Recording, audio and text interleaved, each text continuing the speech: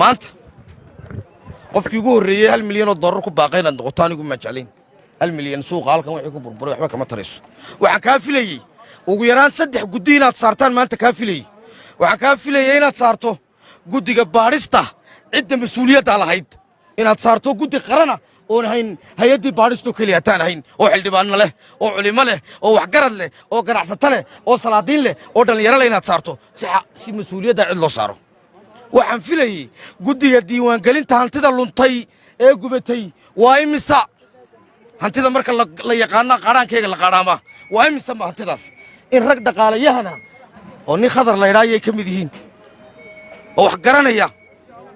fas'aluu ahla dikri in kuntum laa taclamuun rag baa qiimayn karaya markay halkaa istaagaan kuwaa in la weyddiiyood guddigaa saarto oo la diiwaangeliyana kuwaana waan kaa eegaynin madaxweyne waxaa kaloo kaa eegaya mudane madaxweyne inaad saarto guddigii qaadhaan ururinta marka labadaasiba xogtooda soo saaraan oon la mid ahayn guddigii abaaraha oo ah waru banneeya oo aan ahayn guddi dadkaasi way gaajoonayaan shalay tijaar bay ahaayeen dadkaasi waxay doonayaan cid sidii wax loogu urin lahaa iyo qaabkii loo samayn lahaa dadkaasi ayaannu doonaynaa waxaa la doonayaa in laga fikiro nabadgelyada maa laynagu soo duulay haddii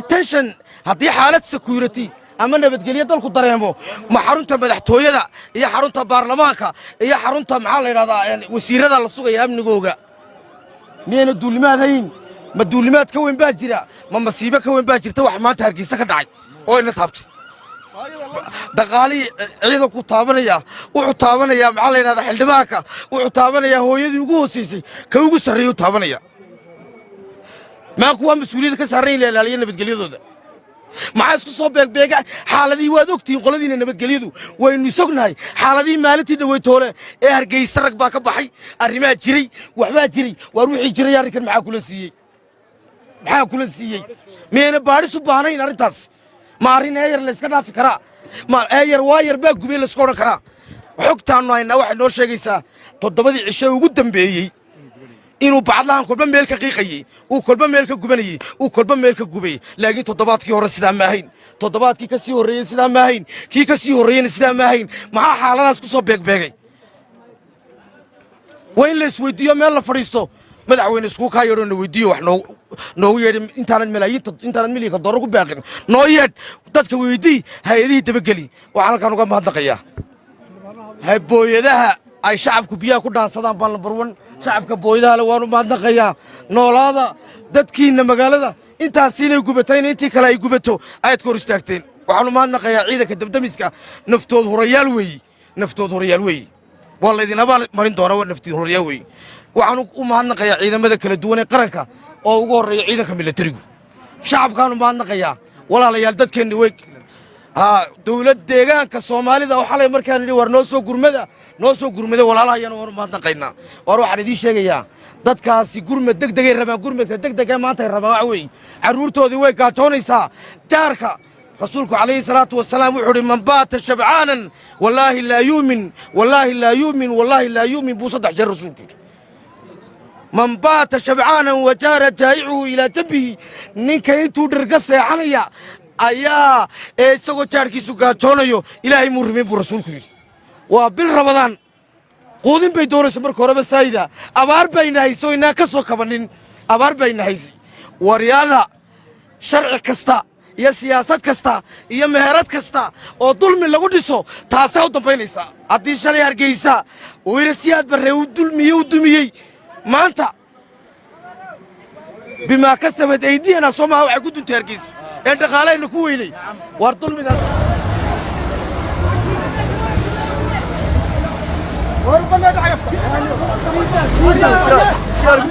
halkan marka laga qabto qarxay sabab arkaysaan goobta marka goobtii aan idinka arkaynay ee aan idin sheegay ee dadku ka bilaabmay guud ahaanba way baabaaday daqiiqada kadib way baabaaday goobta sababtay u baabaaday waxay tahay awoodda xawliga ee uu qofku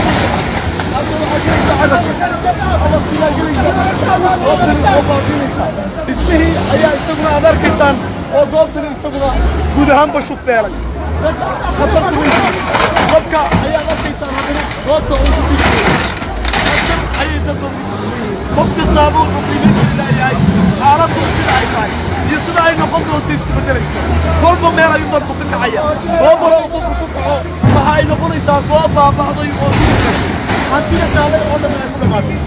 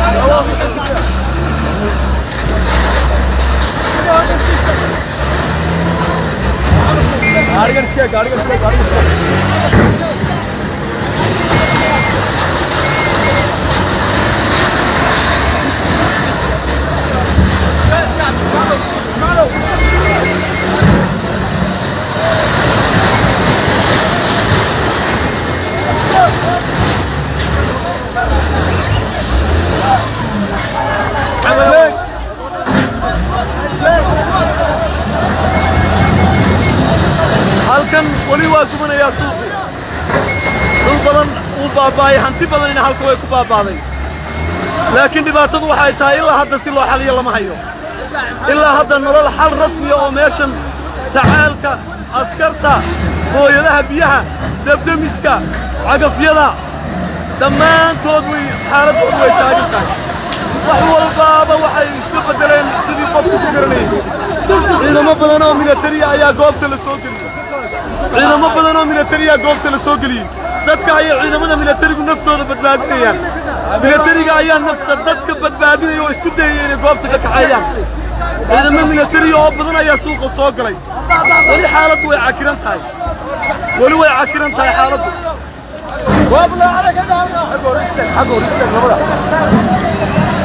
wali way cakiran tahay dabkani ololkani meel walba waa u gaadhay waa qaybihii ka dhinaa suuqa ayaa haatan gubanaya oo ololaya